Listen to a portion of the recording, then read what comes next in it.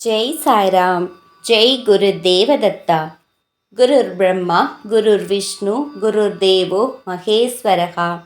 குரு சாட்சாத் பரபிரம்மா தஸ்மை ஸ்ரீ குருவே நமகா. அக்கல்கோட் ஸ்ரீ சுவாமி சமர்த்த லீலாமிருதம்.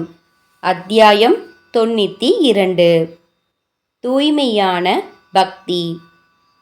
ஒரு நாள் விடியற்காலையில் ஸ்ரீ சுவாமி சமர்த்தர் கண்பத்ராவ் ஜோஷியின் வீட்டுக்கு வந்தார். ஸ்ரீ சுவாமிகளை கண்டவுடன் வீட்டில் இருந்தவர்கள் அனைவரும் மிகுந்த மகிழ்ச்சி அடைந்தனர். ஜோஷி புவா ஸ்ரீ சுவாமிகளை அமர வைத்து அபிஷேகம் ஆராதனை செய்து சோடச உபச்சாரங்களும் செய்தார். பின்னர் ஸ்ரீ சுவாமிகள் அணிந்து கொள்ள மஞ்சள் நிற பட்டு வேட்டியை கொடுத்தார். நெய்வேத்தியங்கள் படைத்து பூஜைகள் செய்தார். அப்போது அவருடைய மனதில் ஒரு எண்ணம் தோன்றியது. எப்படியும் ஸ்ரீ சுவாமி உணவருந்திய பிறகு இந்த மஞ்சள் நிற பட்டாடையை யாரிடமாவது கொடுத்து விடுவாரே என்று அவர் சந்தேகப்பட்டு கொண்டிருக்கும் போதே ஸ்ரீ சுவாமிகள் தன் ஆசனத்தில் இருந்து எழுந்து கொண்டு, உன் பட்டு வேட்டியை நீயே வைத்துக்கொள் என்று கூறிவிட்டு ஆடைகள் எதுவுமே அணியாமல் சென்று விட்டார்.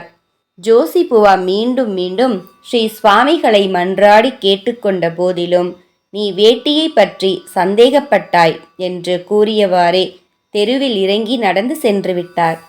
அப்போது வைத்யா என்கின்ற பக்தர் தன் வீட்டுக்கு வந்து உணவருந்துமாறு அழைத்தவுடன் அவருடன் ஸ்ரீ சுவாமி சென்றார். இந்த லீலை மிகவும் எளிமையானதாக தெரிந்தாலும் அதில் பொதிந்திருக்கும் உள்ளர்த்தம் மிகவும் நுட்பமானது. பக்தி என்பது தூய்மையான அன்பில் மட்டுமே இருக்கிறது. அது நாம் அளிக்கும் பொருட்களில் இல்லை.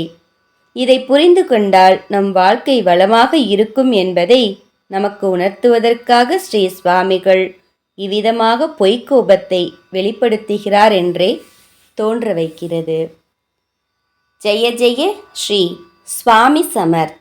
ஜெய் சாய்ராம். ஜெய் குரு தேவதத்தா.